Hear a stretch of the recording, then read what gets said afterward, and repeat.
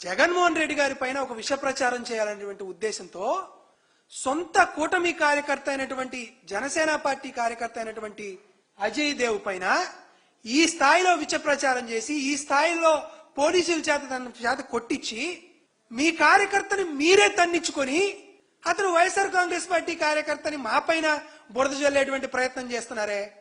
మీరు బురద జల్లుతారు, మేము ఎట్లానో కడుక్కుంటాం. మరి పవన్ కళ్యాణ్ ఏమని స్పందించాలి దాని మీద? నిజంగా పాము తన గుడ్లను తనే తిన్నుతుందని మనం చూస్తాం. కానీ పవన్ కళ్యాణ్ గారు, నారా లోకేష్ గారు తన సొంత పార్టీ కార్యకర్తలను కూడా ఈ స్థాయిలో జగన్మోహన్ రెడ్డి గారి పైన విష ప్రచారం చేసేందుకు బలి పశువుగా మారుతున్నారంటే ఇది ఒకసారి ఆంధ్రప్రదేశ్ రాష్ట్రంలో ఉన్నటువంటి ప్రజలందరూ గమనించాల్సిందిగా కోరుతున్నా.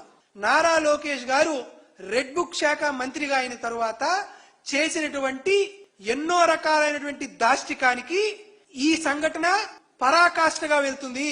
కాబట్టి ఈ అభినవ నీరో చక్రవర్తి అయినటువంటి నారా లోకేష్, ఆంధ్రప్రదేశ్ కిమ్ జాంగ్ అయినటువంటి నారా లోకేష్ తక్షణమే జనసేన పార్టీ కార్యకర్తల మీద చేస్తున్నటువంటి ఈ దాష్టికాన్ని ఆపేయాలి.